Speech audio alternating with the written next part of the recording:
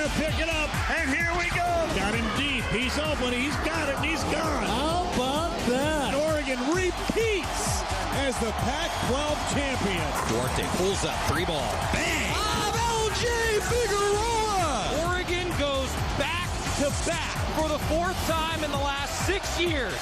The Ducks are Pac-12 champions. Foley 3. Goal! Foley bomb! Mike Sill fires and hits a 3. Left wing, pow. Yeah, boom, boom. Welcome to Duck Insider.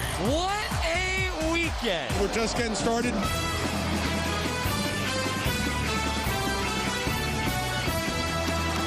This is Duck Insider on the Oregon Sports Network from Learfield IMG College. Presented by On Point Community Credit Union. Better banking, local solutions. Live from the Country Financial Studio, here's Joey Mack.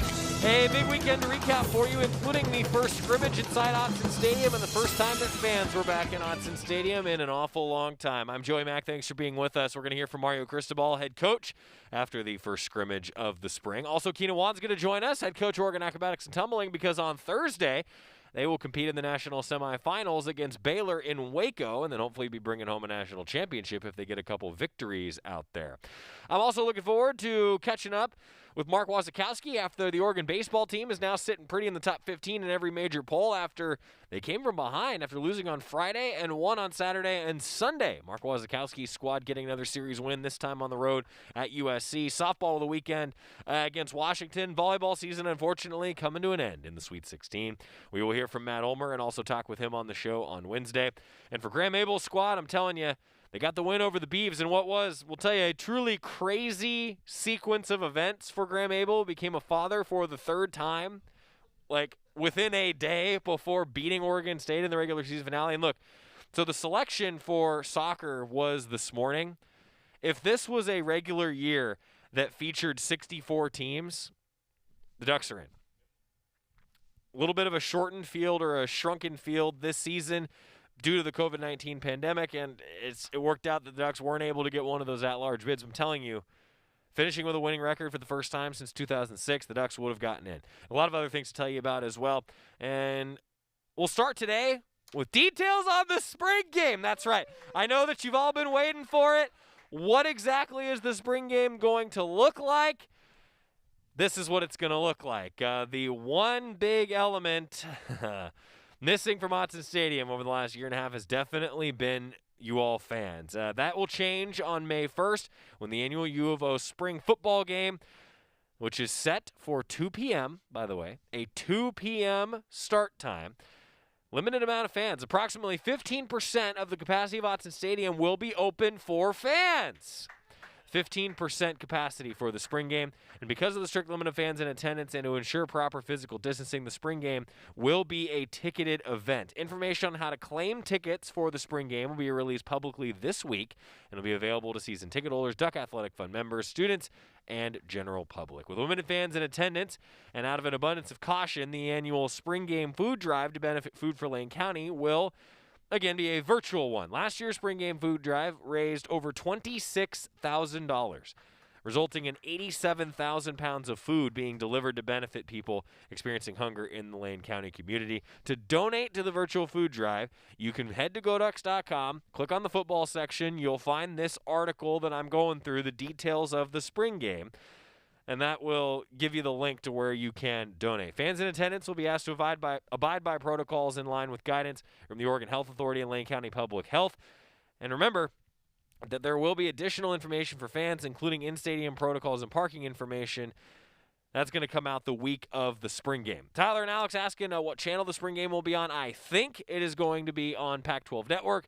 And we will, of course, have a broadcast on the radio side on the Oregon Sports Network. Jerry and Georgie, myself, will have the call starting with that 2 o'clock kickoff. 2 o'clock kickoff game scheduled to begin on Saturday, May 1st at Autzen Stadium. And fans, it's going to be great to have you back. Only 15%, but hopefully that number grows here moving forward. Hopefully that number grows. So I believe, Pac-12 Network, I would be surprised if they do not air the game. And we will, of course, have a broadcast with a 2 o'clock start time across the Oregon Sports Network. The scrimmage, though, was also open to fans in a limited capacity on Saturday. Coach Cristobal had a lot of good things to say. We're going to hear from him as he met with the media Saturday for an awful long time, talking about what he liked in the first scrimmage of spring and what the Ducks need to work on a day that was won by the offense, wasn't it, Coach? Well, I got to congratulate Coach Abel and women's soccer again for, first of all, his new daughter being born on Thursday and then going out and having a great victory on Friday. So hats off to him and that team and their efforts. And in terms of us, a lot accomplished in 8 practices, especially today with some of the situational stuff we did as well as the scrimmage stuff. Want to prefix it by saying if someone wasn't playing and was on the sideline or not on the field and maybe rehabbing or doing something inside, it's because they weren't available, because of whatever it may be, they weren't available. So that's, in terms of any other questions regarding those guys, that's what the answer is.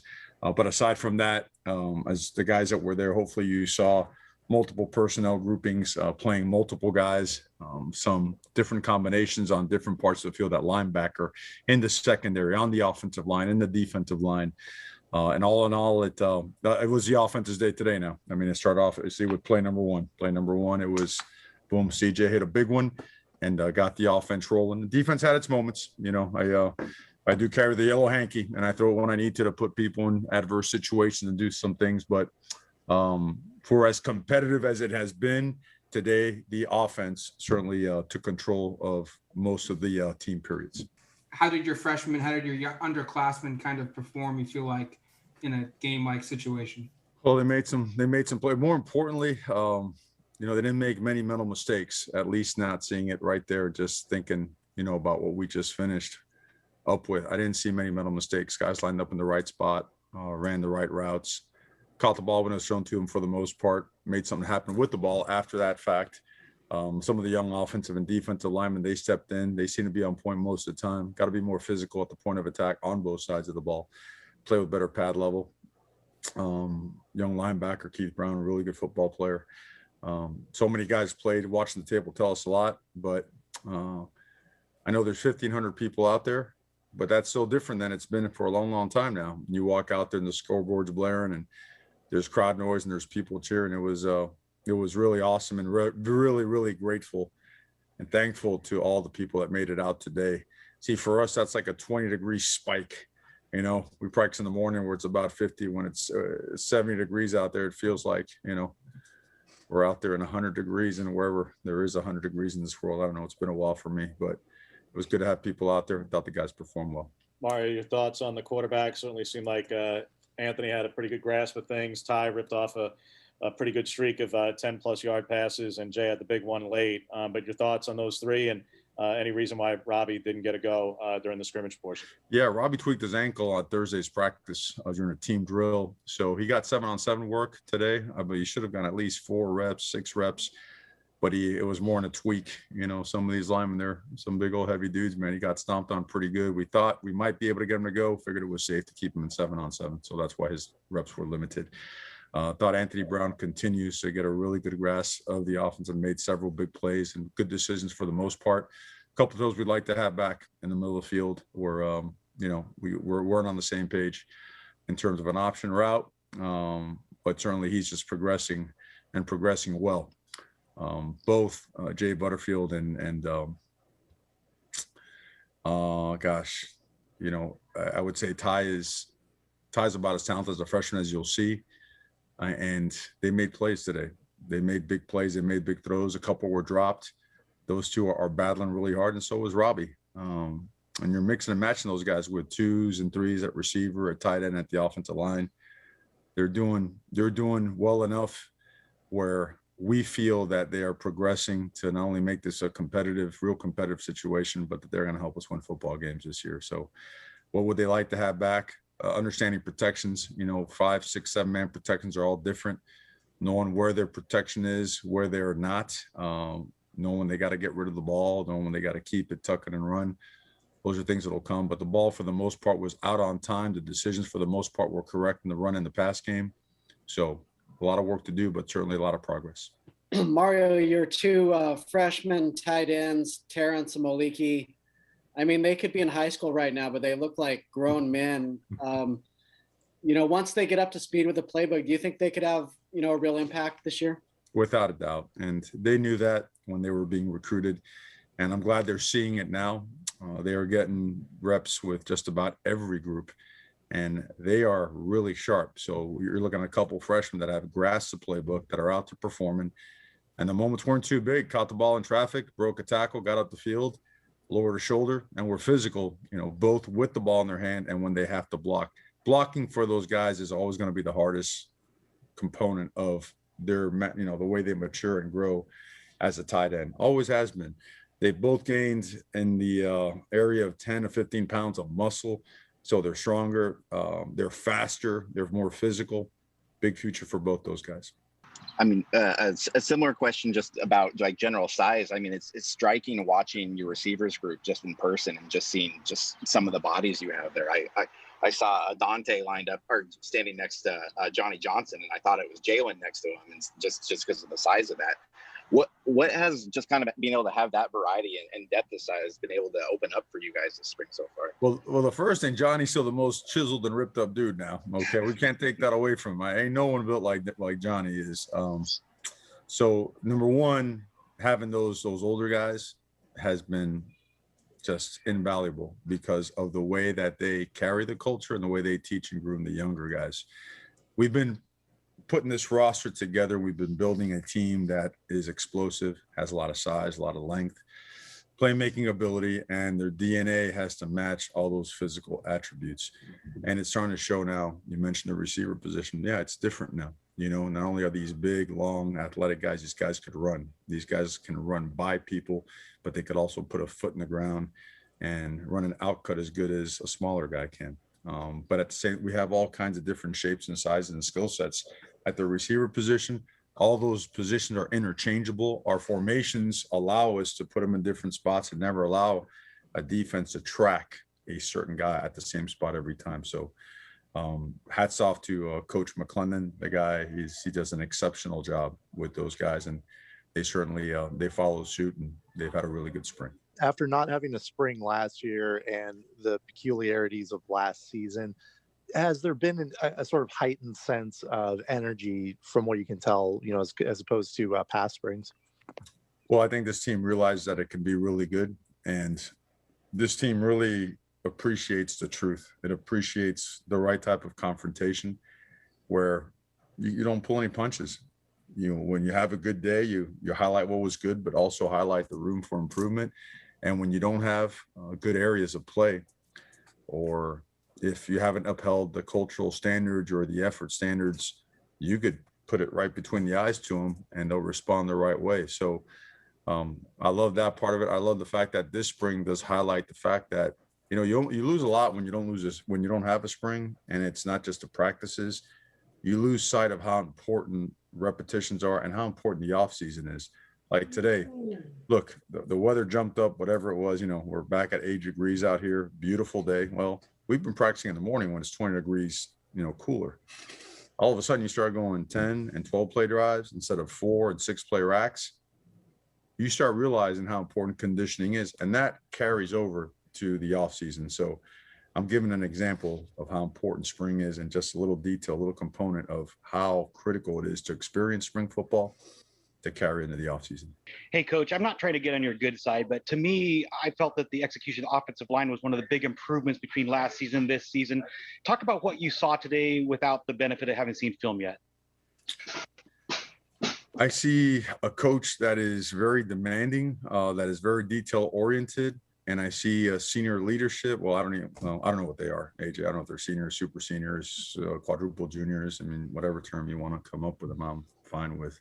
But you see a group of older players that have been here a while that they're just bought in, and they drive the process. And you have guys that are older and they're your best players and they drive the process. It's contagious, and the younger guys come along with it. So you've been to a lot of our practices over the years. You see how we start the day with the basic fundamentals under Coach Miraball's tutelage of 6-point explosion. Why? Because if you can't unlock your hips as an offensive lineman, you can't play. We continue to progress to 4-point and 2-point, because if you can't drive your heels in the ground and maintain a flat back, you ain't going to move anybody off the line of scrimmage. The principles and values of elite offensive line play and trench play are just, it's a barrage every single day of the drills and all the things that are necessary to get that. So between him and Coach Salavea, it's a war. Every single day is a battle in there, and it has allowed us to improve a ton.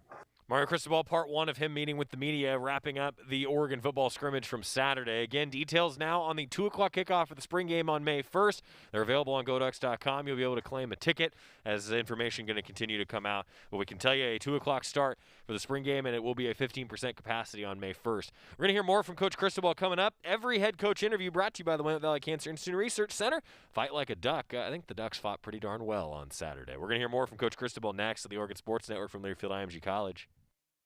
Hi, welcome to the Spicy Drive-In. May I take your order? Can I get the spicy chicken sandwich, please? The spicy chicken is an excellent choice, sir. And to drink? Whatever's fine. Oh, may I make a beverage pairing recommendation this evening? Sure. If we are feeling especially bold tonight, sir, I would recommend the Mountain Dew with that. It's bravely unrestrained with a very alive aroma that pairs wonderfully with your spicy chicken. It's followed by a hint of zesty citrus flavor. Yeah, that sounds amazing. I'm sure you already know this, sir, but remember to appreciate the nose first by giving the Mountain Dew a little swirl to relieve volatilize it. What? To change the flavor compounds and activate your taste buds to get them fully primed for that chicken sandwich. It's delicious. Now you're getting the hang of it. The muscular flavor charge characteristics of Mountain Dew make for an absolutely epic mouthfeel when paired with spicy cuisine. It is quite on point, sir. Dude, it's a perfect match. Like they were made for each other. So true, so true. When you want to make good food bolder and bold food better, do the Dew. Don't go anywhere. Duck Insider continues after these messages on the Oregon Sports Network from Learfield IMG College. Learfield IMG College. Adopt US Kids presents What to Expect When You're Expecting a Teenager. Learning the lingo. Jelly. Jelly adjective. Jelly is a shorter, better way to say jealous. As in, Chloe, I am like so jelly of your unicorn phone case. You don't have to speak teen to be a perfect parent. Thousands of teens in foster care will love you just the same. Visit adoptuskids.org, brought to you by the U.S. Department of Health and Human Services, Adopt US Kids, and the Ad Council. I'm little teapot, short and stout.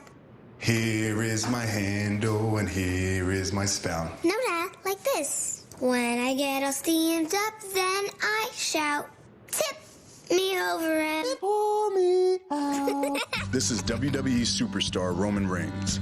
It only takes a moment to make a moment. Take time to be a dad today. Visit fatherhood.gov, brought to you by the U.S. Department of Health and Human Services and the Ad Council.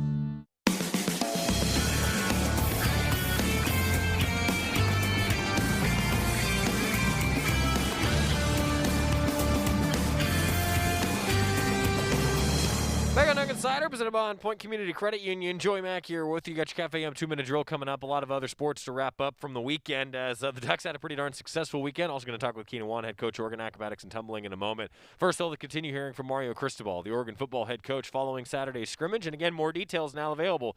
GoDucks.com has you covered if you missed it at the top of the show today for the spring game on May 1st with a 2 o'clock kickoff. Let's hear from Coach Cristobal a little bit more after the scrimmage on Saturday. You know, you're not a program that gives out reps at any time of year just because. I mean, these guys are there and they're making plays for you. I mean, Ken was on talking about getting some of the young linebackers in and rotating a lot of them in early, other than 2 minutes, so that they get more looks other than Isaac.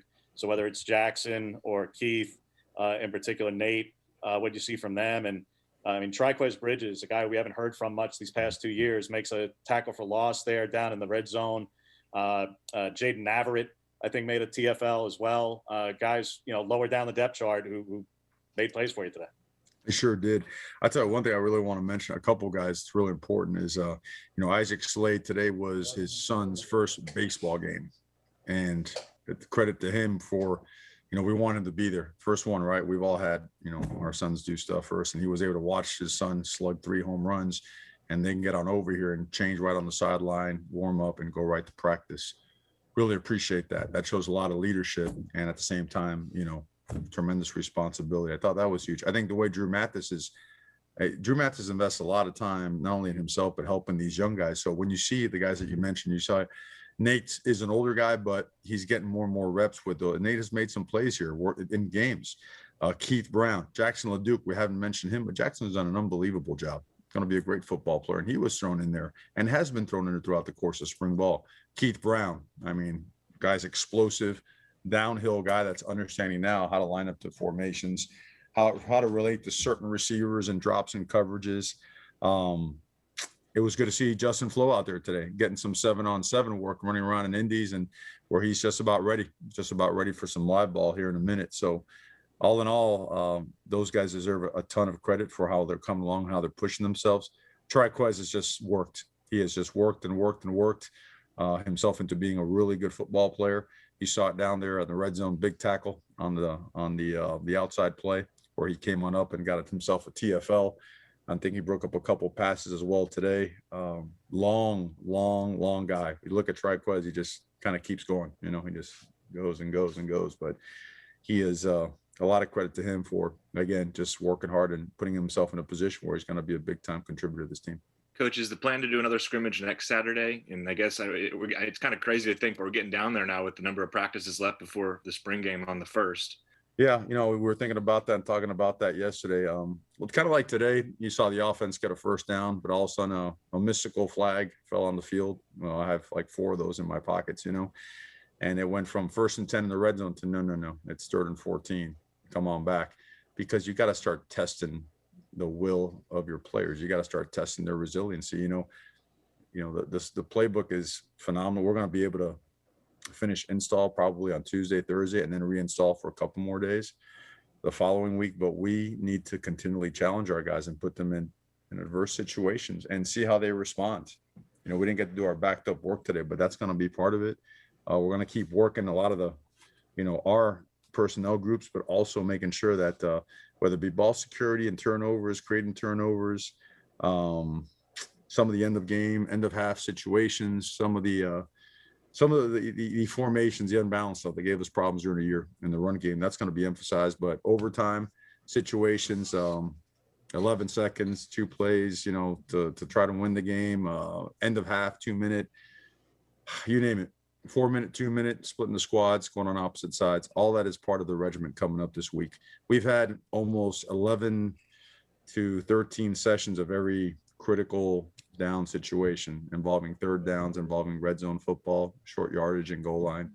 So we just got to keep creating and putting our guys in, you know, real life, real game situations and see how they respond.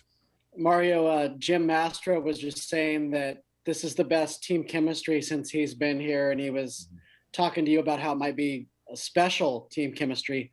What do you think makes it that way?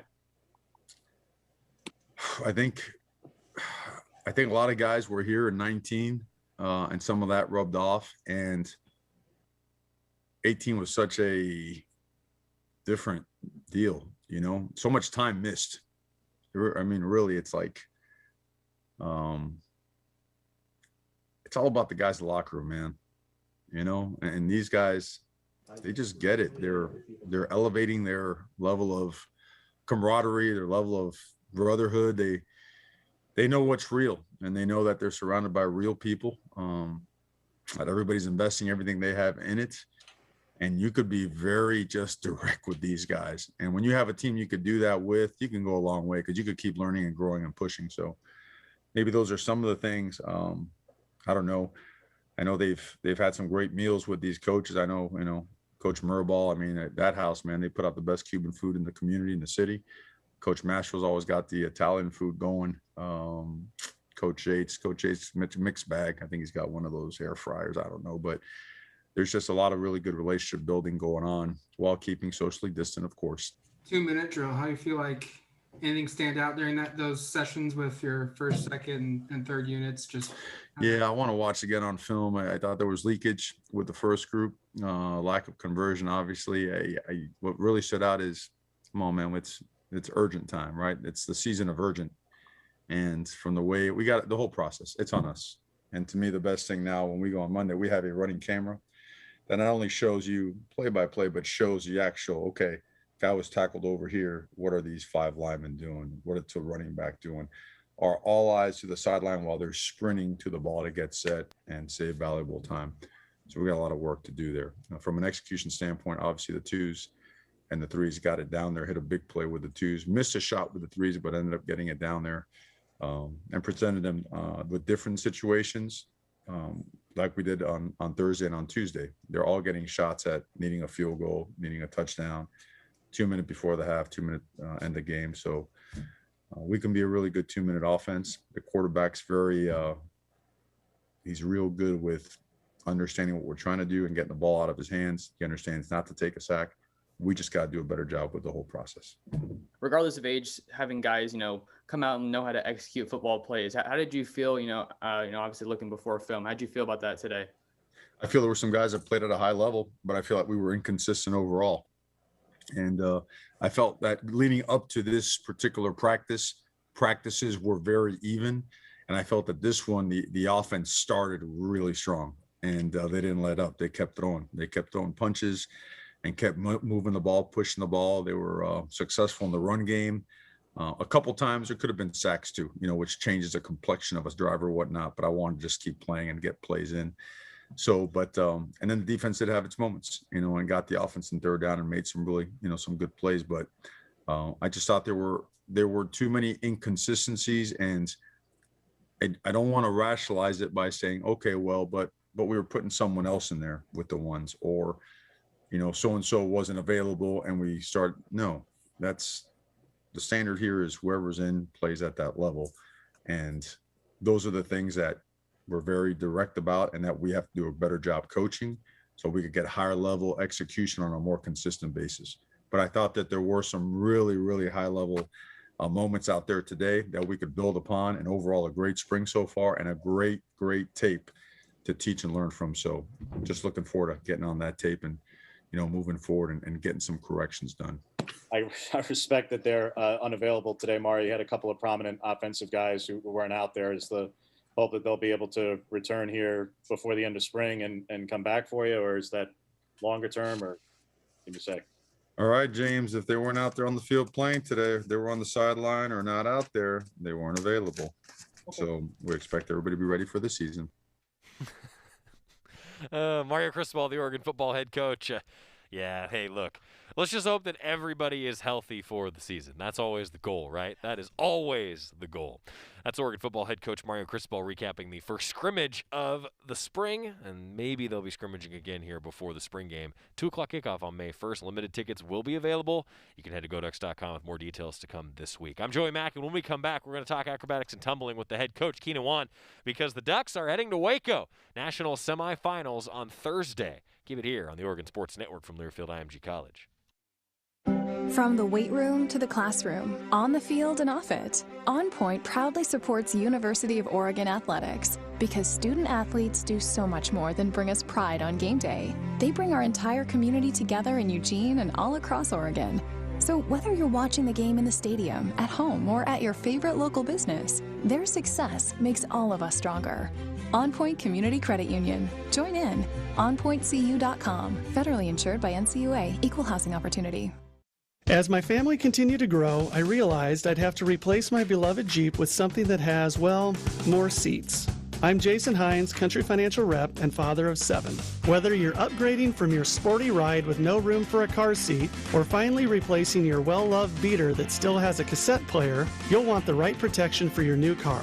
Work with a Country Financial Rep like me and get the protection you need at a price you can afford. Learn more at TakeSimpleSteps.com or contact a local Country representative. Duck Insider continues after this timeout on the Oregon Sports Network from Learfield IMG College. Steven. Who said that? Me, down here. Ugh, what are you, a yellow booger? I'm a banana slug, Steven. What are you doing in my room? I'm your sense of adventure. It's been a long time since we've had an adventure in the forest. Mom took me to the forest last year. I'm a slug, Steven. It took me a long time to get here. You're right. I should get out. Yeah, the forest is not that far away. Hey, Mom! Come to the forest where the more adventurous you lives. Check out discovertheforest.org for cool places nearby. Brought to you by the U.S. Forest Service and the Ad Council. It's important to buckle up your kids. I know. Sometimes car seats can be complicated. I know. And if your child's in the wrong seat and you get into a crash, I know. it could lead to a serious injury. I know. So you're 100% sure you have the right car seat for your child's age and size? I don't know. Don't think you know. Know you know. Car crashes are a leading killer of children 1 to 13. Make sure you have the right car seat. Visit safercar.gov/the right seat. A message from the National Highway Traffic Safety Administration and the Ad Council.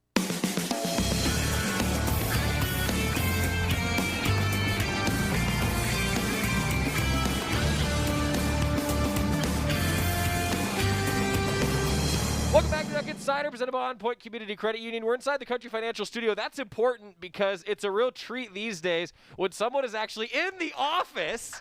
The light is flickering at the end of the tunnel. Let's just get this out of the way first and foremost. I'm going to have you introduce yourself this time because, well, I'm not really sure how to pronounce a certain last name anymore. So you're just going to have to go for it.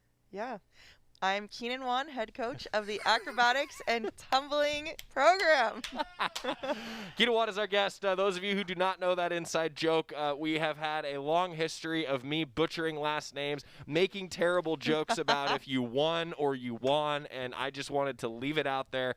So, Coach, thanks for being here. And now it's Keenyn Winters, so there's no issues. So, well, first of all, congratulations. That's outstanding. Thank you. Congratulations. So, what's that process been like going through and changing, but you're the same initials, so I guess that's not same too initials. bad, right? Yep, I got lucky. That's good.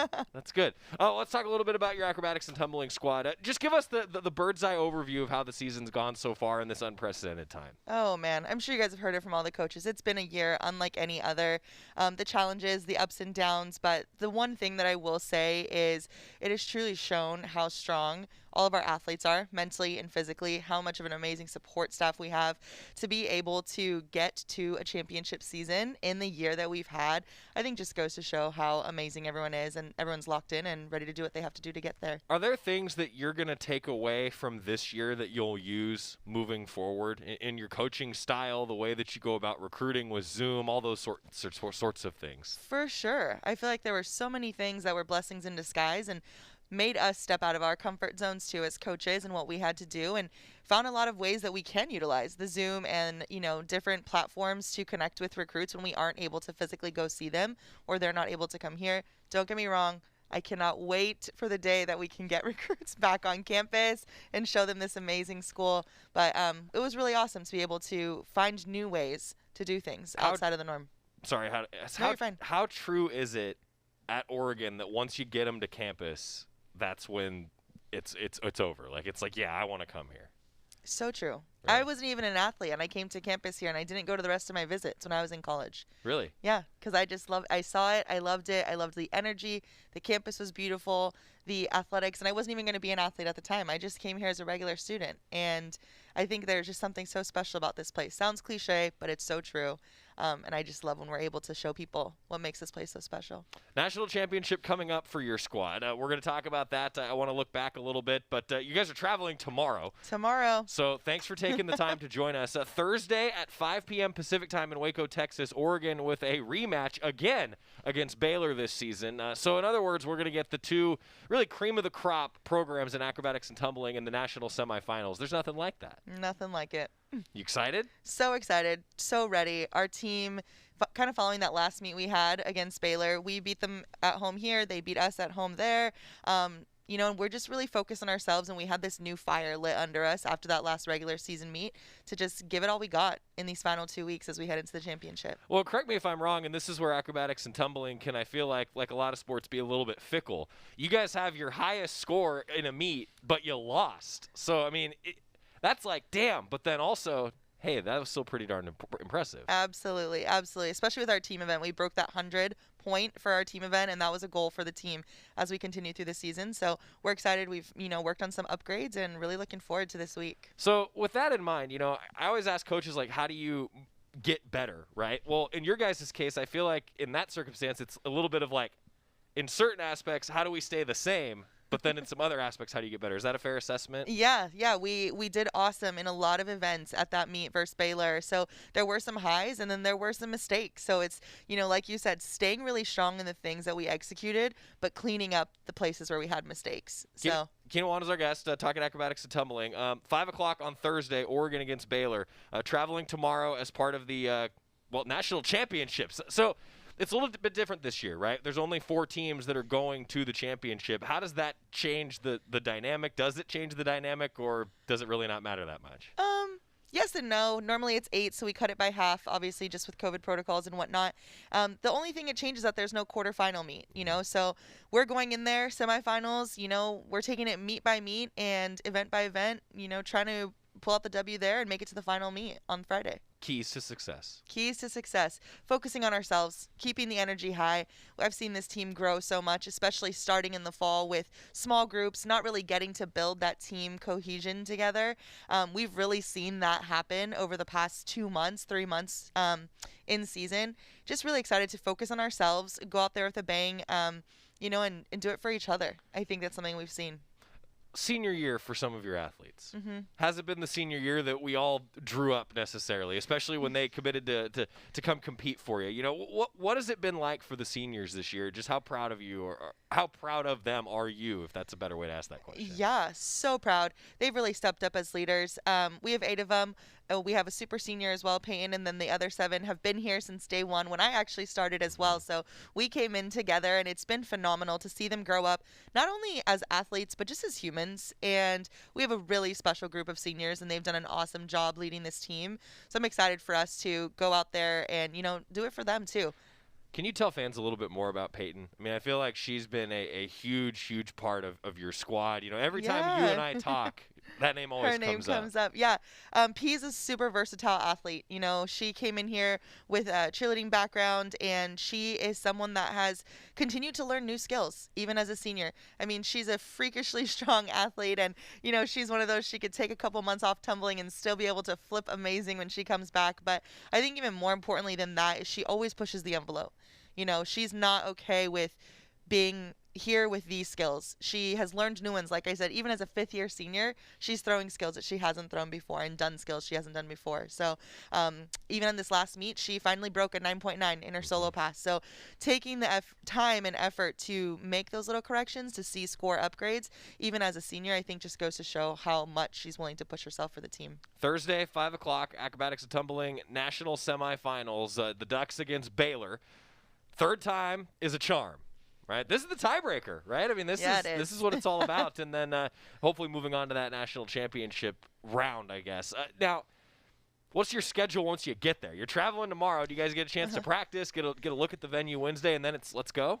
Exactly that. Wow, you knew the itinerary more than I did.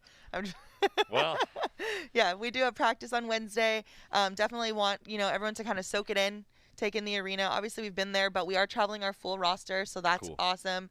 And then Thursday, we'll have some study hall. Still got to focus on the academics, even when we're on the road. Some study hall treatments, and then competing. And then hopefully it all goes as we plan, and we'll do the same thing on Friday. That's a lot of bodies to move. A lot of bodies. Yeah. Traveling with 43 of us. Wow. Yeah. All right. That's awesome, though. Yeah, I'm super excited. That's a cool deal. I feel like that's...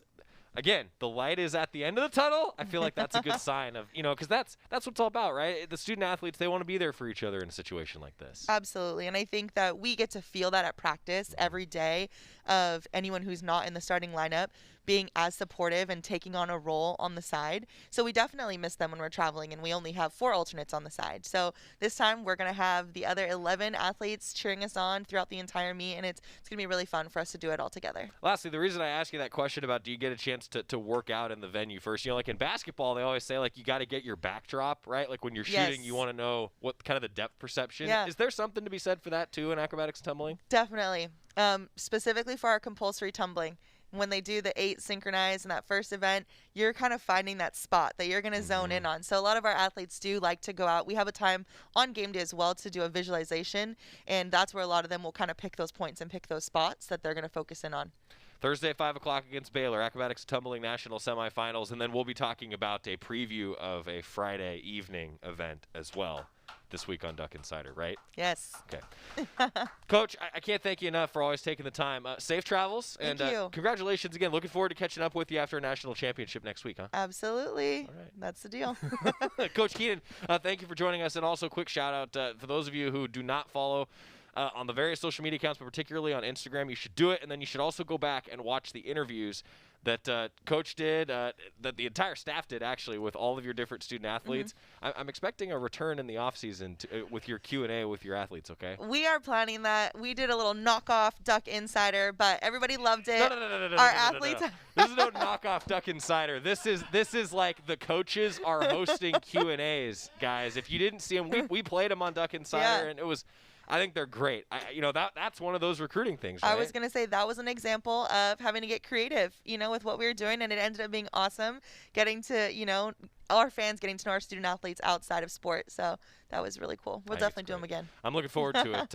It's going to be fun. All right, Thursday, 5 o'clock, cheering on the Ducks as they travel out to Waco, and, again, safe travels. Thank you. When we come back, a ton more to get to. Spring football is upon us, approaching the May 1st spring game. If you missed the details at the start of the show, we'll remind you of some of those details because fans will be back at Autzen. Keep it here on the Oregon Sports Network from Learfield IMG College. From the weight room to the classroom, on the field and off it, On Point proudly supports University of Oregon athletics because student athletes do so much more than bring us pride on game day. They bring our entire community together in Eugene and all across Oregon. So whether you're watching the game in the stadium, at home, or at your favorite local business, their success makes all of us stronger. On Point Community Credit Union. Join in. OnPointCU.com. Federally insured by NCUA. Equal housing opportunity. Dear Freedom, Toyota hybrids say, let's go, faster and further, with 10 hybrid models to choose from and tons of top tech.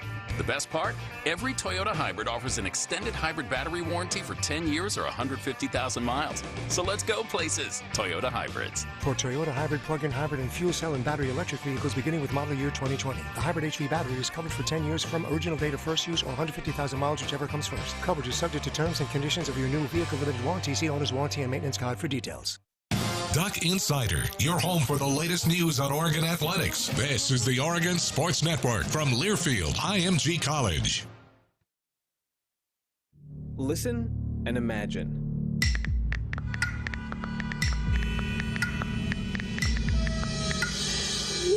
It takes 5 seconds to send a text, and for those 5 seconds, you're driving blind. Life is worth more than a text. Stay alive. Don't text and drive. Visit StopTextStopWrecks.org, a message brought to you by the National Highway Traffic Safety Administration, Project Yellow Light, Noise, and the Ad Council. Everybody buckle up. Buckle up. Let's go. Buckle up. Can we go to the store? Mom, buckle up. Ice cream? Everybody, buckle up. A lot goes on in the car, but you're in control. So only move when you hear the click that says they're buckled in. Never give up until they buckle up. Learn more at safercar.gov/kidsbuckleup. A message from the National Highway Traffic Safety Administration and the Ad Council.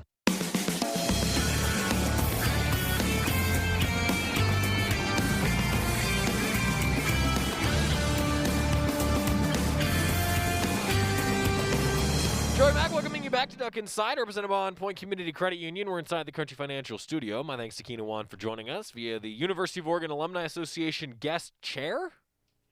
It's not the guest line, so guest chair. Yeah. Pretty awesome stuff, though, with the Ducks as they're traveling out for acrobatics and tumbling to the national semifinals Thursday at 5 o'clock, and then hopefully that national championship meet Friday of this week. Fans, if you missed it earlier, there will be fans allowed inside Autzen Stadium. We had some on Saturday, going to have more for the 2 o'clock kickoff on May 1st when the Ducks will play themselves in the spring game. It's always kind of a win, lose, lose, win, right? Something good happens. It's like, well, yeah, that's awesome, but then maybe someone made a mistake, and that's why the scrimmages are always tough, as you heard Coach Cristobal talking about a moment ago. More details on GoDucks.com. A very long Cafe Yum 2-minute drill for you today, because on Friday, as we begin with Oregon baseball, the Ducks dropped Game 1 after some defensive miscues. I talked with Coach Wazkowski on the Toyota Coaches Corner on Saturday, and he actually said that ready position, like something that you learn when you're in Little League, that was something that the Ducks didn't do well, actually, on Friday. Well, on Saturday, they were much better. A dominant win tied a modern-era Ducks record, hitting 4 home runs en route to a decisive 13-4 win over USC to even the series. So it was a rubber match on Sunday. Ducks scored 4 runs in the top of the 8th inning to rally for a come-from-behind conference win and conference series win against the Trojans. Senior Gabe Matthews and sophomore Sam Nowitzki combined for 6 hits and 5 RBI in the game, including driving in 3 runs in that decisive 8th inning. Gabe Matthews also became the all-time leader in hits in an Oregon uniform this weekend. Congratulations to Gabe Matthews, as the Ducks, man, really did some good things. Mark Wasikowski was pretty darn happy post-game, I'd say. Really excited about the effort that the team put out there today after losing on Friday night and coming back and still winning a series against USC. Coach Gill is a very good coach, very good team. We played well today. Gabe Matthews, really clutch defense and hitting. The bullpen really threw the ball well, and Sam Nowitzki was just sensational for the last 2 days. Today with clutch hitting and some really timely defensive plays that were just fantastic. Good weekend to be a Duck. Really good to win 2 out of 3 here at Southern Cal, and for everybody else that had been struggling with coronavirus, I got to see my mom this weekend, and selfishly, it was awesome to see her as well. So, go Ducks. Coach Wasikowski, go Ducks. That's right. Ducks are now a top 15 team in pretty much all the major polls. Oregon will host UCLA coming up this weekend. I'm excited, man. This team is rocking and rolling right now. Meanwhile, softball lost 8-0 on Friday up at Washington and got back on the winning side of things with a 10-1 run rule victory over number 6 Washington in the matchup of Saturday's doubleheader. That was a bounce back after they dropped game 1 4-2. So the series went to Washington as Oregon also came up short in its bid to split that 4-game set, a 6-1 loss at Husky Softball Stadium. So the Ducks playing back-to-back top 6 teams in UCLA and Washington. Tough opponents. I think Oregon now, as they lick their wounds a bit, we'll talk with Coach Lombardi tomorrow as the Ducks will look for a bounce back this upcoming weekend. Congratulations are in order to a member of the Oregon family, as Mark Campbell, we told you about him becoming the head coach at Sacramento State of women's basketball, and Xavier Lopez goes by Chavi.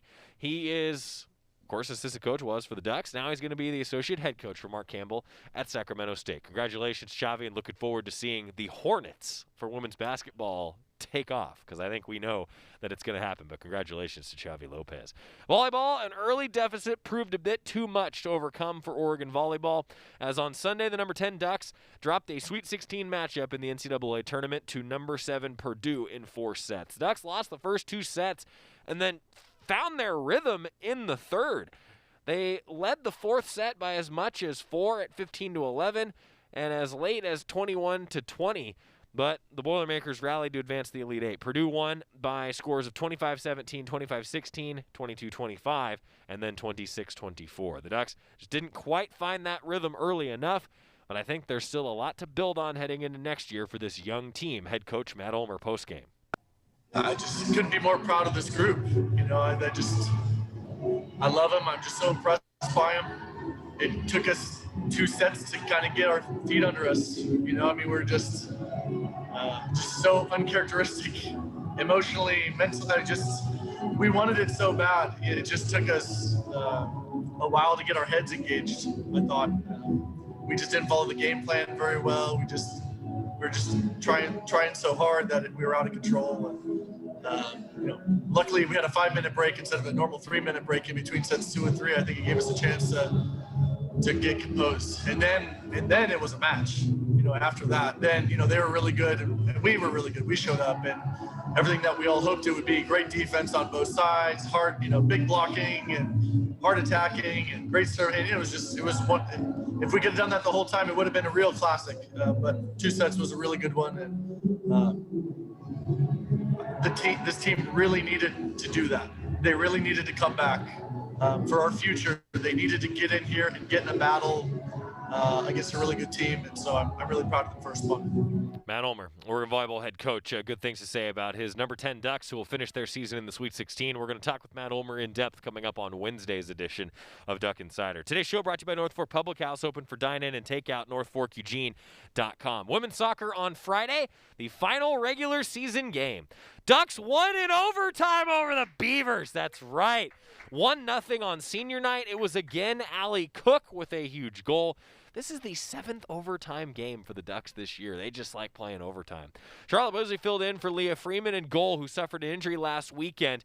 This is Oregon's first winning record as the Ducks go 6-5-5 this year since the 2006 team went a staggering 12-6-2. This is Oregon's best conference finish, 7th, since tying for 7th in 2010. And Oregon set a season record by allowing just 0.69 goals per game. That also led the Pac-12, by the way. They allowed 0.69 goals per game. Talk about that great defense. I think really anchored by Leah Freeman. And, man, she is really going to be good and fun to watch for this team for the next few years. Previous mark was 0.81. Goals allowed by the 1980 team. Ducks broke a 41-year-old record. Wild. Shout out to Coach Abel as well, whose daughter, third child, was born Thursday, and the game was Friday. Talk about a crazy period of time for the Ducks, and we're going to hear from Graham Abel in a moment, but the selection show was this morning. Unfortunately, the Ducks did not make the cut. Would have been the first postseason berth in program history. But I'll tell you what, this field, similar to volleyball, was reduced by 16 teams. I have to think that if this is a regular field of 64, Oregon women's soccer would have been in the postseason. I think they would have been in. I really do. And unfortunately, it didn't work out that way. Ducks finished the season leading the conference in goals against average. They go 6-5-5. And Graham Abel, that's a pretty darn successful first year as he met with the media postgame. Yeah, I was Mario Andretti for about 5 hours yesterday between Seattle and between Eugene and Seattle, and then turned into a pilot coming back down here. So now it's crazy 24 hours. So mother and baby are doing great. They're back home now, and then Ali Cook pops up and scores the winner. So good 24 hours. At the start of this year, he always said, this isn't a results-based season, but this is the first time since 2006 Oregon soccer has been above 500. As a first-year head coach, how does that make you feel? That's awesome. I mean, it's there's a lot of great players and great coaches that have come before me. So it's it's a reward for our student athletes. It's been such a difficult year for everybody in terms of with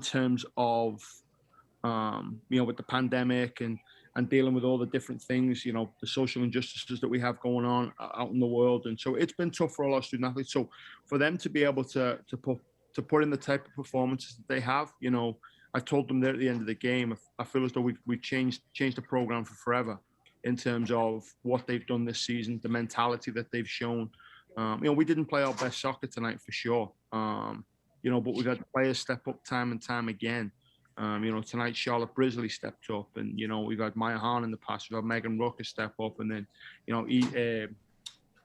Ali's able to get the goal at the end. So I'm just so proud of the kids, just because they're the ones that have put in the work. It's been a long year. It's been a really long year, and they've put forth the work, and they've gotten their rewards tonight. First-year head coach Graham Abel, pretty darn good first year, huh? Oregon soccer with a win over the Beavs to finish up the regular season. Now they transition to the offseason. It's going to be an unprecedented one. A quick turnaround now for both soccer and volleyball heading toward the fall. Some other sports to tell you about and more details from spring football. When we come back, we'll finish up that Cafe Yum 2-minute drill on the Oregon Sports Network from Learfield IMG College. After 2 years of construction, my wife and I finally moved into our dream home. So when a bathtub fixture broke, causing major water damage, I was glad we had the home insurance protection we needed. How do you know your home is protected? Talk to a Country Financial rep like me, Nick Simon. We can help you understand your options and select coverages to meet your needs. Then if something happens to your home, you won't have any surprises. Need the right coverage for your home but not sure where to start? Visit TakeSimpleSteps.com or contact a local Country representative. From the weight room to the classroom, on the field and off it, On Point proudly supports University of Oregon athletics because student athletes do so much more than bring us pride on game day. They bring our entire community together in Eugene and all across Oregon. So whether you're watching the game in the stadium, at home, or at your favorite local business, their success makes all of us stronger. On Point Community Credit Union. Join in. OnPointCU.com. Federally insured by NCUA. Equal housing opportunity. This is Duck Insider. Duck Insider on the Oregon Sports Network from Learfield IMG College. Most of my family, they never graduated high school, so I'm trying to break that barrier. My daughter, Brooklyn, was also a motivation for me to go back to school. Every day after work, went straight to school, and it paid off. At age 26, Kareem finished his high school diploma. I could not have done it alone. I see the future is really bright for me. No one gets a diploma alone. If you're thinking of finishing your high school diploma, you have help. Find free adult education classes near you at finishyourdiploma.org. Brought to you by the Dollar General Literacy Foundation and the Ad Council. You took the first step and quit smoking, but even former smokers may still be at risk for lung cancer. That's why SaveByTheScan.org wants you to know about a new low-dose CT scan that can detect lung cancer early. It takes only 60 seconds and could save your life. You took the first step, now take the next. Visit SaveByTheScan.org for a simple quiz to see if you're eligible and talk to your doctor about screening. SaveByTheScan.org is brought to you by the American Lung Association's Lung Force Initiative and the Ad Council.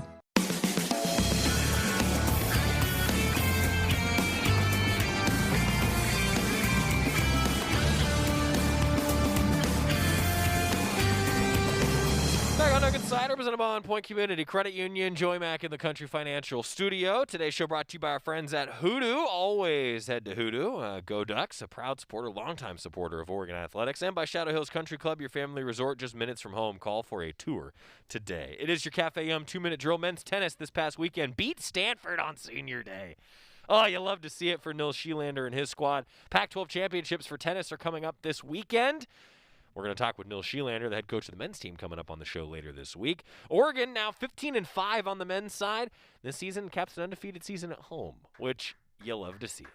You love to see it. Women's lacrosse fell to UC Davis on Saturday, and Oregon will close out the 2021 regular season against Colorado on Friday, April 23rd. That's this Friday, 6 p.m. at Pat Bay Field. And track and field competing in the West Coast Classic. That is now in the books. A successful weekend for the Ducks. Robert Johnson was pretty darn happy with the portion of the meet that was hosted at Hayward and the portion of the meet that was hosted at Arizona. That's the latest what's going on around Oregon athletics. Always brought to you by our friends at Cafe Yum, serving Northwest inspired takeout for your next, meal of any kind. Menus at cafeyum.com. This week, no events on Monday, no events on Tuesday, but we do have beach volleyball in action on Wednesday. Looking forward to it. As the Ducks gonna have some fun. We'll talk with Matt Ulmer, head coach Oregon and volleyball, coming up this week. Also tomorrow, Melissa Lombardi going to join us, and Deputy Athletic Director Lisa Peterson will be our guest on the show tomorrow. Did not get to Jim Mastro and Ken Wilson as they met with the media talking football Saturday. We'll do that for you tomorrow as well. See you then. When you went car shopping, you meant business. You aced vehicle history searches and test drives. You out-salesmaned the salesman. Now you've got your wheels. If you manage that, you can get your retirement plan on track. Visiting aceyourretirement.org can help. With 401k tips and smart saving strategies, you'll have the info you need to get more for your future. Go to aceyourretirement.org, because when it comes to speeding past financial challenges, you're an ace. Brought to you by AARP and the Ad Council. GTG.